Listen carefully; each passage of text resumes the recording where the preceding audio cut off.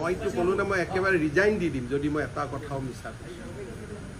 এটা কথাও যদি মিছা কথা কৈছোঁ জীৱনত ৰাজনীতিয়ে নকৰোঁ মই ক'লো নহয় যদি এটা কথাও মই মিছা কৈছোঁ জীৱনত হিমন্ত বিশ্ব শৰ্মাই ৰাজনীতিয়ে নকৰোঁ ইয়াতকৈতো আৰু একো নালাগে আৰু যদি এক কদম বেছি কৈ যায় মই এনেকুৱা প্ৰতিজ্ঞা কৰি দিম যে মই ঘৰতে নাযাওঁ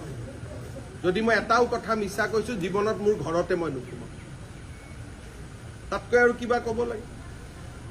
মুখ্যমন্ত্ৰী এজনে এনে কেজুৱেল কথা নকয় নহয়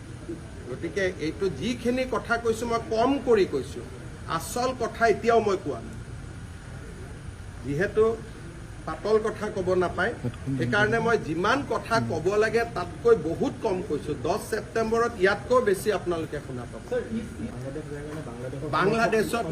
আৰে বাংলাদেশটোতো ভাৰতৰ কালিলৈকে শ্বেখ হাছিনা থকালৈকে ভাৰতৰে প্ৰদেশ আছিলে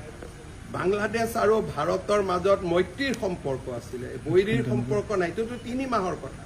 ইউনুছ বাংলাদেশৰ প্ৰেচিডেণ্ট হোৱাৰ পিছত মই গৈছোঁ নেকি বাংলাদেশতো আমি চৰকাৰী ডেলিগেশ্যন লৈ গৈছোঁ বাংলাদেশত নুমলীগড় ৰিফাইনেৰীয়ে তেল পঠিয়ায় বাংলাদেশৰ প্ৰাণ জুচ আমি ইয়াতে কিনো বাংলাদেশ আৰু অসমৰ সম্পৰ্ক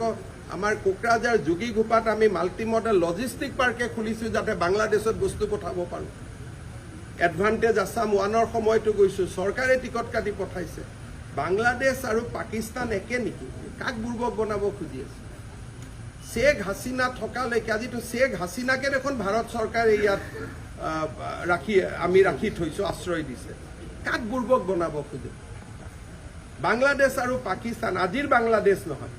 শ্বেখ হাছিনা থকাৰ বাংলাদেশ আজি তুলনা হয় নেকি পাকিস্তানৰ লগত এইবিলাক কাক বনাব খোজে ইমান অসমৰ মানুহক ইমান বুৰ্বক বুলি ভাবিব নালাগে না